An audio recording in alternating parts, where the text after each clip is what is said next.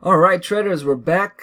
Take a look at this one. The New Zealand versus the Japanese yen. I think you're gonna love this one, guys. We've been very active on the New Zealand Japanese yen lately.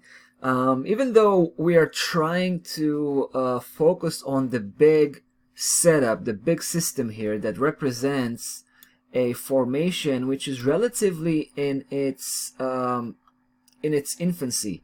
We only have 3 moves here. We have the first going up, second going down, and then the third, right? Now, at this point, we felt that price is going to turn back down and begin to build the 4th move back to it's going to go back to the lower section and just continue this sideways movement. Now, we've seen price basically form a lower scale trading range, right? A trading range within a trading range, right? It's represented here by this blue system.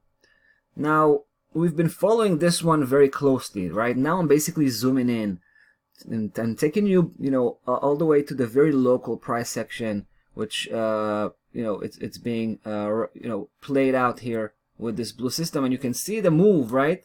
We've had the first leg on the downside, then price turned back up. At this point, we actually jumped in. We took a very, very quick move all the way to 69.71, right? That was a successful move, but then we wanted to see an opportunity to jump in, this time on the short side, right, on the downside, because we felt that once price, it's gonna exhaust this very local trading range, it's gonna break out, right? Obviously, it's either gonna break upwards or it's gonna break downwards, but in this case, since we have the black system that engulfs the very small formation we're playing out here, then that actually can guide us, because we know price is coming from the higher section. It took the previous high. It already generated 3 legs. We should be expecting the 4th. So all of the indications point out for a downside reversal. And what we think was happening up until now, ever since price began to trade sideways, it was basically topping out, right? Sometimes you have a V-shaped type of reversal, which is sharp, quick, and other times you have this kind of curvy topping out process where price shifts from a consistent move into a consolidation phase where it actually trades sideways, and only after it's been exhausting that move, it begins to drop and have that official turnaround or official downside reversal, and basically begin to head towards the same area it came from. In this case, it's going to be the lower section on this particular black system. This is the most important support and resistance system we have here on the daily charts, the black system here, and this is why we're aiming at 67.10, because that's the natural mid-low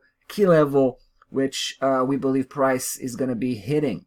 Right now, we kind of entered relatively, basically 50%. Right, it's not a we want to engage with full force on the New Zealand Japanese yen here, but we have to make sure that price is going to be breaking down, right? Because for now it's actually trading right in the middle of the range, and we want to make sure it can break below 69.18, 68.88, and last one 68.71, right?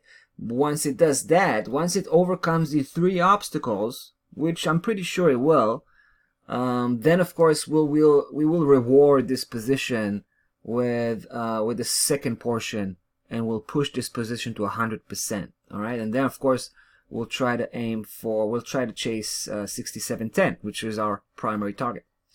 Now, guys, stop loss level is relatively far away at this point. It's gonna stay there until we can break below these 3 obstacles I was mentioning here, right? So for now, we've placed it at 70.7, and there you go. We'll take it from here. We'll have to come back, of course. We'll follow up on this one later on. That's about that for today. That's about that for this week, guys. We'll see you next Monday. Take care.